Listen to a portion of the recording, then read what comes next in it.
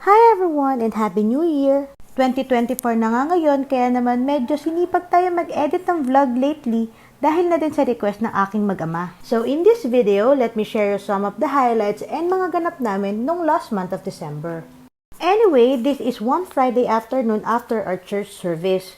We went to the mall para magpalinis ng car kasi para naman pleasant and fresh looking yung sasakyan bago namin ipost sa marketplace. That time, Daddy asked me kung sasama pa daw ba kami ng pagpapalinis niya ng sasakyan or uuwi na lang kami. And I just told him sasama na lang kami and while waiting, I'll just let the kids play na lang. Alam nyo, sa totoo lang, kahit ang dalas namin tumambay sa mall na to, never ko naman napaglaro ang mga bata. Mas madalas kasi umiiral yung practicality ko nanghihinayang ako sa pera. Mas okay sa akin ibili na lang nila ng pagkain yun or something na more valuable kesa ilalaro lang nila. But please don't get me wrong naman kasi every time na may action naman kami, pinagbibigyan ko din naman sila kahit paano. The fact na hindi kami mayaman, siguro yun yung nagiging reason kaya mas pinaprioritize namin yung ibang bagay. Sobrang pasalamat na lang din ako kasi my kids are understanding and they never complain. As much as possible kasi I try to still in their mind habang bata pa sila na hindi porket may pera ka is bibili ka ng bibili. Or porket gusto mo, bibilhin mo agad.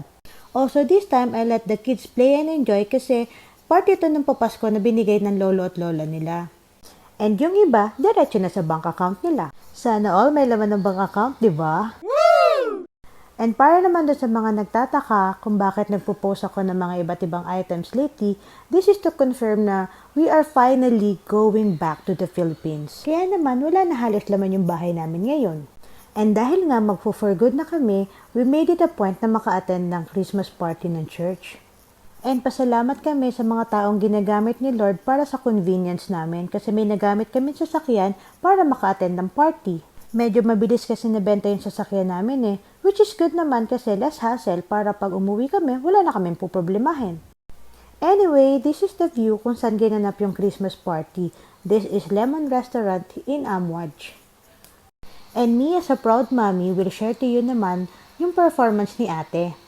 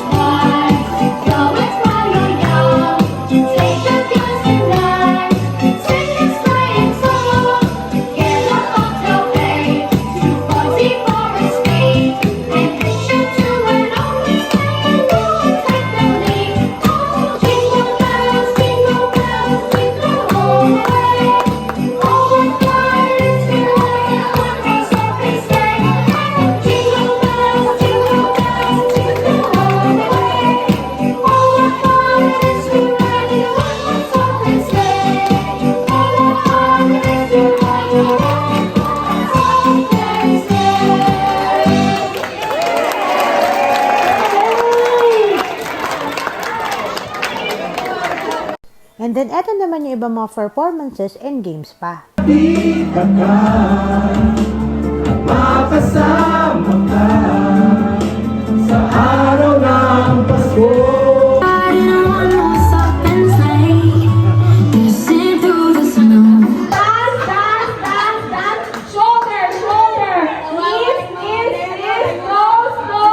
At eto naman, nanalo kami sa raffle ng bigas. At dahil nga last Christmas na namin to sa Bahrain, sabi ko kay Daddy, mag-picture naman kami. O diba, ang hirap kumuha ng shot sa mga bata? At eto naman ang aming DIY Christmas tree na napuno din ng mga gifts para sa mga bata. Salamat po sa lahat na nagregalo sa mga bata. Nag-prepare din kami ng very light para sa dinner namin. At na makarating na nga from work si Daddy, kumain na kami. Then right after, we let the kids open their presents na kasi they are so excited na talaga.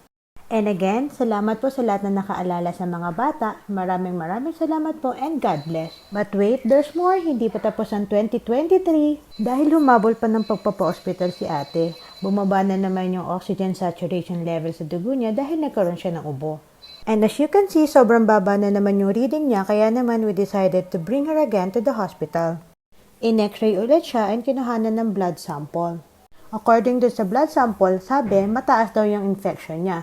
And doon naman sa x-ray is parang nagpo-progress yung development ng phlegm sa baga niya compared sa mga previous x-rays na ginawa sa kanya. Kaya naman the doctor decided to admit her in a regular hospital. At this point, kinailangan siyang kabitan ng oxygen para hindi siya mahirapang huminga. And to share with you guys, eto naman yung loob ng room ng tinigilan namin. In fairness, ang ganda niya, maluwag, malinis, at saka maaliwalas. Kumpleto din siya ng cabinet, meron ding small ref, at ang pinakagusto ko talaga dito is yung kanilang sofa bed. Sobrang ganda din nga pala ng toilet nila. Buti na lang talaga gumagana pa yung health insurance niya kasi once na matapos na yung kontrata ni Daddy, wala na din kaming insurance. Alam niyo ba, 5BD lang yung nagastos ni Daddy dyan. Nagdagdag lang siya ng extra doon sa mga task na hindi kasali sa insurance.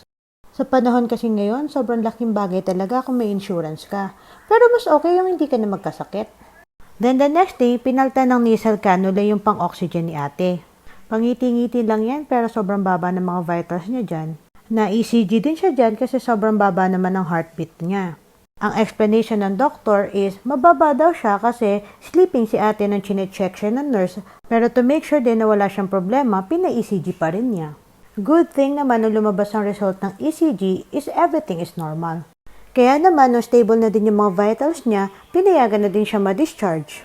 Buti na lang talaga nakahabol pa kami bago magbispiras ng bagong taon. Kala ko tuloy dito kami mag-New Year sa hospital eh. Dito nga pala sa bagong hospital ng American Mission sa Aali na confine si ate. Tapat lang to ng driving school.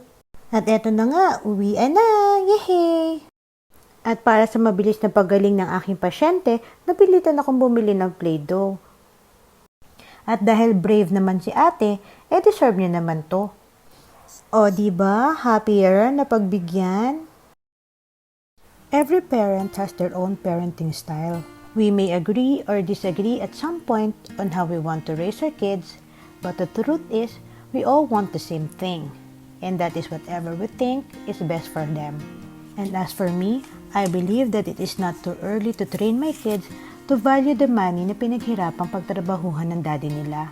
I strongly believe that if we train them early, it will benefit them in the future.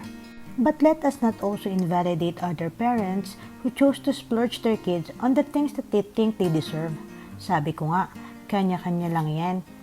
And what may apply to you may not apply to them. And with regards to moving back to the Philippines for good, siguro masasabi ko lang is, God has His own plan in each one of us. No matter how hard we prepare for our future, if He says no, or if He says not yet, then it will not happen. And when we are all in that kind of situation, we all just have to trust Him in His plans. Let go and let God.